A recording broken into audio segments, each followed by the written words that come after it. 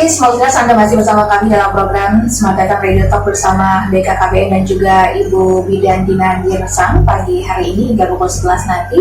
Dan tentunya ini juga dalam rangka menyambut Hari Kontrasepsi Sedunia tahun 2020 yang akan diperingati pada 26 September 2020. Nah, tentunya ini sangat bermanfaat untuk kita semua ya, mengenai alat kontrasepsi, kemudian juga keluarga berencana atau juga KB. Karena tujuan ini sangat bermanfaat selain menunda kehamilan, ini juga bisa mengatur jumlah dan jarak anak gitu ya Bu. Kemudian juga misalnya Anda yang tidak ingin punya anak lagi, dan juga bisa mengatasi jumlah penduduk dunia serta menjamin ketersediaan sumber daya manusia yang berkualitas dan juga hidup manusia yang sejahtera begitu ya Bu. Dan juga ini bisa mengurangi risiko terjangkit penyakit menular seksual kan juga. Nah, jadi banyak sekali manfaatnya Smart Listeners. Kalau misalnya Anda tadi yang ini yang bertanya mungkin atau bingung kapan sih saya mulai harus KB begitu ya. Nah, kalau kata Ibu Bidan Dina tadi segera setelah melahirkan begitu Bu ya. Nah, kalau ngomongin soal alat kontrasepsi lagi nih Bu, ini mana dari sekian banyak alat kontrasepsi tersebut yang paling aman dan juga bagus?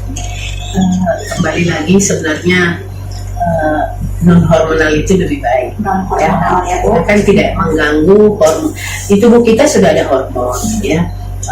Terkadang ditambah dari luar jadi ada bermasalah ya. Dalam pemakaian panjang sebenarnya, dalam pemakaian lama sebenarnya yang terbaik itu adalah alat kontrasepsi dalam rahim ya, IUD, spiral ya. Kenapa? Dia kan tidak ada hormon, jadi tidak mempengaruhi hormon-hormon yang ada di tubuh kita, karena dia cuma alat dimasukkan di dalam rahim dan dia akan mencegah kehamilan ya, dengan terjadi kekentalan lendir di dalam rahim sehingga sperma tidak ketemu dengan ovum atau sel telurnya, nggak ketemu karena terjadi kekentalan gitu ya. Jadi itu cara kerjanya ya, dan boleh lama 10 tahun sekarang boleh di dalam ya.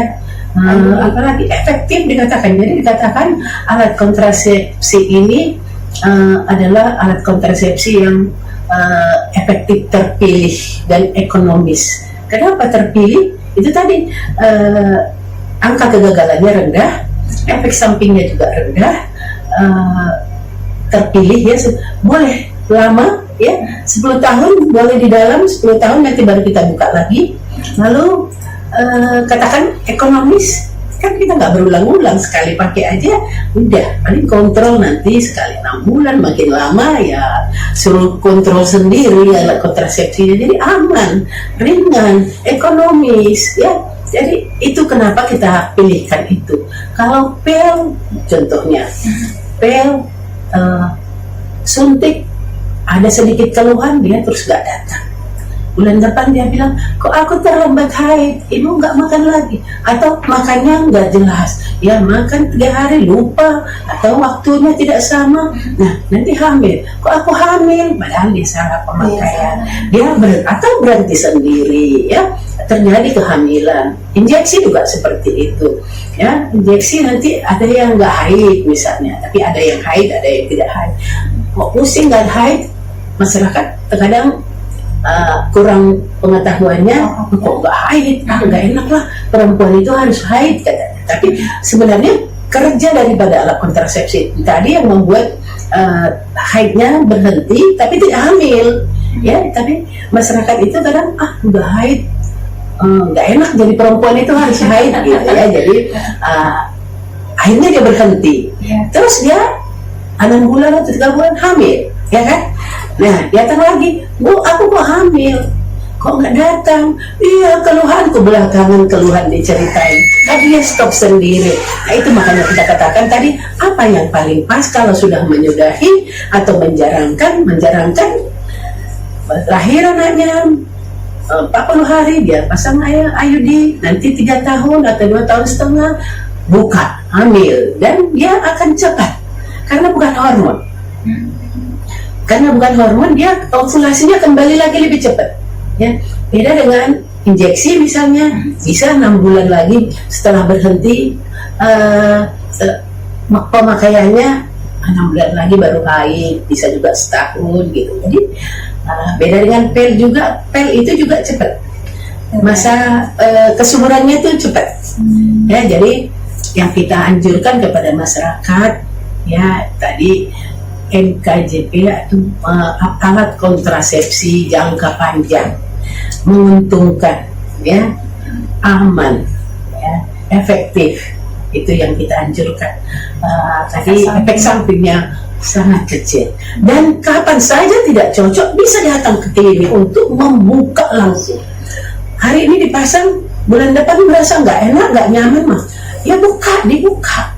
Kalau implan kan, implan dimasukkan kan nggak mungkin dibongkar langsung, udah sebulan bongkar gitu kan, enggak ya, bongkar kan insisi lagi, dibuka, dipotong kan. Nah kalau IUD kan tinggal naik ke tempat tidur, buka, nah selesai, keluhannya berhenti. Nah seperti itu. Jadi jangan takut memakai alat kontrasepsi dalam rahim itu, kapan saja bisa dibuka kalau tidak cocok, ya kan? Makanya kita pada saat kita konseling, kita beritahu kepada ibunya kapan dia harus datang, kapan dia toleransi. Mulas-mulas misalnya saya katakan tadi, mulas-mulas di awal-awal itu, ya itu penyesuaian. Nah jadi kita beritahu, nah, tapi kapan mulasnya yang harus dia ke dokter? Nah, kapan kalau perdarahan sedikit-sedikit lebih panjang haidnya, tidak masalah. Tapi kalau sampai sebulan, panjang itu seperti apa? Biasa 5 hari jadi 7 hari atau 8 hari, tidak banyak. Kalau udah sur gitu banyak, ya tentu enggak. Jadi ada toleransi. Jadi kita berikan pengetahuan kepada calon akseptan supaya tahu, dia mengenali dirinya, ya. Kapan dia harus segera ke pelayanan, ke bidan, kapan dia, itu seperti yang dikatakan Ibu bidan kemarin, mulas-mulas sedikit. Karena kalau tidak tahu, dia makin dia ketakutan, makin dia merasa tidak nyaman, wah jantungnya berdebar-debar, padahal sebenarnya nggak ada apa-apa, ya. Makanya ada orang yang, kok ada orang karena dia ketakutan duluan itu pakai IUD kurus, katanya nggak ada hubungannya kurus dengan IUD, ya kan? Tapi makanya dia berikan pengetahuan, beritahu apa sih cara kerja IUD ini, seperti apa di dalam rahim. Nah, apa efek sampingnya yang kecil-kecil yang bisa ditoleran, itu yang paling penting sebenarnya. Iya Bu, gitu. Dan kalau misalnya ketika ada kendala kayak nggak cocok yang Bu bilang bisa diperiksa atau juga mungkin bisa diganti gitu. Nah itu antara pergantian pakai alat kontrasepsi yang awal dengan yang lainnya itu aman nggak sih Bu? Aman. Gitu ya. Itu makanya setiap saat, itu makanya banyak jenisnya. Ini contoh, ini tadi nggak cocok IUD, ya terbuka, ya kan, terbuka, kita suruh makan pil, ya pil, kita suruh makan pil, ya kan, ini dulu, ini. Atau menunggu makan pil, hari berikutnya kasih kondom dulu, gitu ya, kondom, ya kan, jadi aman ibunya. Ya, jadi yang penting sebenarnya ibu-ibu ini pengetahuannya itu harus digali, ya, diberitahu banyak. Jadi waktu konseling itu kita nggak ada yang ditutup-tutupi. Jangan kita katakan tidak ada alat kontrasepsi yang tidak ada efek sampingnya. Itu makanya jenisnya banyak supaya cocok kepada ibu yang tepat dengan alat kontrasepsinya, seperti itu. Nah, jadi semua listeners, Anda jangan salah lagi begitu ya, jangan gara-gara tetangga pakai alat kontrasepsi yang ini, ini cocok nih, gitu ya, ini aman, ini bagus, ini nggak buat saya gendut nih, gitu ya. Jadi ikut-ikutan, jangan gitu ya Bu ya. Nah, jadi harus benar-benar ke tempat atau juga bertanya tempat pelayanan untuk HB yang benar-benar mumpuni begitu ya Bu, yang bisa memberikan pemahaman yang lebih jauh lagi mengenai alat kontrasepsi begitu ya Bu ya. Klinik bidan mandiri itu semua sudah apa namanya profesional semua. Klinik bidan mandiri dimanapun berada, dia sudah profesional, sudah mendapatkan pelatihan, sudah mendapatkan seminar, penambahan ilmu, semuanya sudah itu. Jadi percaya aja kepada bidan mandiri, dan mereka juga kalau memang nggak bisa ditanganinya, dia akan kirim rujuk ke dokter konsultannya. Ya. Jadi artinya nggak dibiarkan ini si ibu ini merasakan sendiri penyakitnya, ada solusinya, Ada solusinya gitu loh, gitu Bu. ya. Oke, nah sebelum kita lanjut lagi Bu, kita masih punya satu sesi lagi, tapi harus break lagi. Iya. Nah, sponsor untuk Anda pastikan terus bersama kami. Kemudian juga kalau misalnya Anda masih ada yang ingin bertanya atau juga pengen sharing bersama kami, kita masih punya waktu. Anda bisa sampaikan di 0811 615 1018. Sekali lagi 0811 615 1018. Setelah kita akan kembali ke Anda.